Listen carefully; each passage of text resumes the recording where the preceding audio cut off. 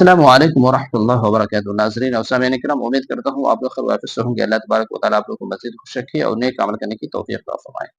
ناظرین کرام، اہم خبر کے ساتھ آپ لوگوں کے ساتھ حاضر ہوں۔ اس ویڈیو کو مکمل دیکھیے اور زیادہ سے زیادہ لوگوں تک شیئر کیجیے۔ ناظرین کرام، وہ اہم خبر یہ ہے کہ وقف کے تعلق سے وہ اہم خبر ہے، اس ویڈیو کو مکمل دیکھیے گا اور زیادہ سے زیادہ لوگوں تک شیئر کیجیے۔ ناظرین کرام، وقف میں کون سی مساجد بچ سکیں گی یا کون سی مساجد نہیں بچ پائیں گی، اس کے تعلق سے پورا بیان ہے حضرت مولانا سید ارشد مدنی دامت برکاتہ عالیہ کا۔ اس بیان کو مکمل سنیے، پھر انشاءاللہ باتیں کرنے کی کوشش کریں گے۔ آپ اس بیان کو مکمل سنیے۔ ایک مسجد 50 مسجدیں گر گئیں اور 50 مسجدیں گریں گی۔ پرانے قانون کے اندر یہ ہے کہ اگر کسی شخص نے مسجد بنائی، مکان بنایا، گھر بنایا اور وہ پاکستان چلا گیا، اس کی ساری جائیداد کسٹوڈین کے اندر چلی جائے گی۔ لیکن اگر اس نے وقف کیا ہے تو وہ وقف محفوظ رہے گا، وہ کسٹوڈین میں نہیں آئے گا۔ یہ پرانا قانون ہے، اس نئی ترمیم نے اس قانون کو ختم کر دیا۔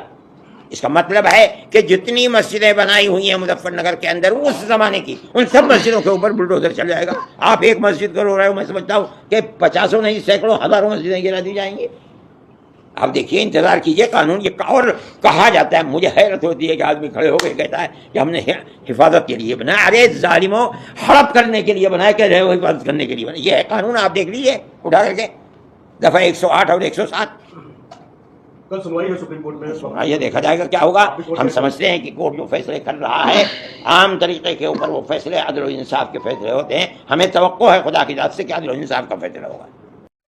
تو ناظرین کرام، آپ لوگوں نے مکمل ویڈیو کو دیکھا اور بیان بھی سنا حضرت مولانا سید ارشد مدنی دامت برکاتہ عالیہ کا۔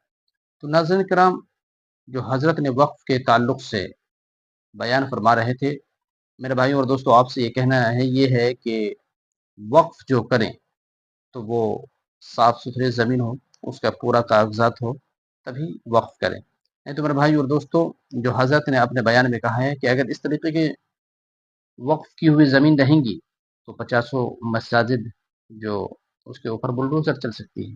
میرے بھائی اور دوستوں، اپنی مساجد کی اور مکاتب کی حفاظت کرنے کی کوشش کریں اور اللہ سے دعا کریں اللہ تبارک و تعالی ہماری مساجد اور مکاتب کی حفاظت فرمائے اور ہم سب کو آباد کرنے کی توفیق عطا فرمائے۔ میرے بھائی اور دوستوں، اس ویڈیو کو زیادہ سے زیادہ لوگوں تک شیئر کیجیے۔ ہمارے چینل پہ نہیں تو ہمارے چینل کو ضرور سبسکرائب کر لیجیے۔ السلام علیکم ورحمۃ اللہ وبرکاتہ۔